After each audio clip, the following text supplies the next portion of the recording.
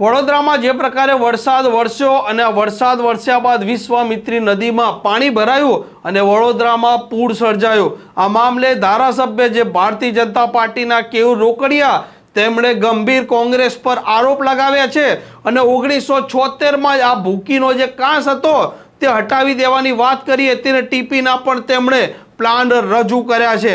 નમસ્કાર, આપ જોઈ રહ્યા છો હોટલાઇન ન્યૂઝ।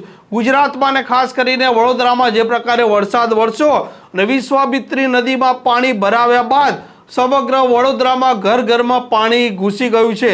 કરોડો રૂપિયાનું નુકસાન થયું છે। રાજ્ય સરકારે પણ બચાવ કામગીરી કરી છે અને કોંગ્રેસે સરકારને ઘેરવા માટે અલગ અલગ મુદ્દે વડોદરાના નેતા, વડોદરા મ્યુનિસિપલ કોર્પોરેશન અને ભાજપની જે હાલ સરકાર છે તેના પર પ્રહારો કર્યા હતા।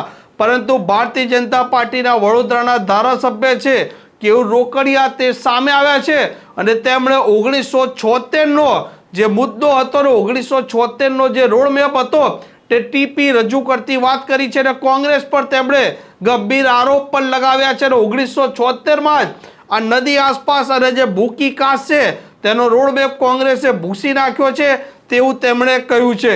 આપવાનું કામ એ કોંગ્રેસની ગવર્મેન્ટે ભૂખી કાંસ દૂર કરીને ફાઇનલ પ્લોટ આપ્યા, એના કારણે આ પૂરની પરિસ્થિતિનો સામનો એ વિસ્તારમાં કરવો પડ્યો છે। આ કોંગ્રેસનું પાપ છે જેના કારણે લોકો ડૂબાનમાં ગયા છે। અમે 1976નો નકશો અને 1976માં ટીપી નંબર 12 ફાઇનલ થઈ છે એનો નકશો સામાન્ય સભામાં બતાવ્યો અને એ નકશાની અંદર ભૂખી કાંસનું 1976માં જ અસ્તિત્વ મિટાવી દેવામાં આવ્યું હતું।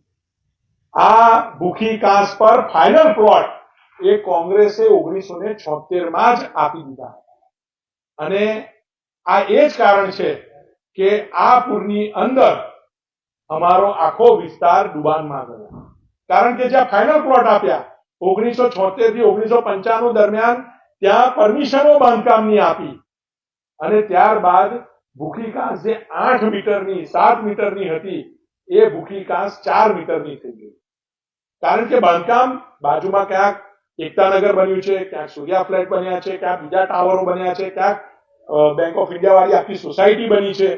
આ તમામ મંજૂરીઓ ફાઇનલ પ્લોટના કારણે સરકારે આપવી પડી।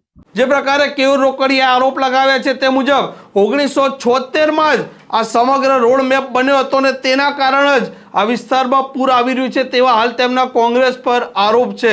આમ વડોદરામાં જે પૂરની સ્થિતિનું નિર્માણ થયું હતું તેમાં કોંગ્રેસ ભાજપ પર અને હવે ભાજપ કોંગ્રેસ પર આરોપ લગાવી રહી છે, પરંતુ પ્રજાની જે સમસ્યા અને પ્રજાના મુદ્દા છે તે ઠેરના ઠેર છે। આ પ્રકારના સમાચાર જો આપને પસંદ આવતા હોય તો હોટલાઇન ન્યૂઝને સબસ્ક્રાઇબ કરવાનું ભૂલતા નહીં।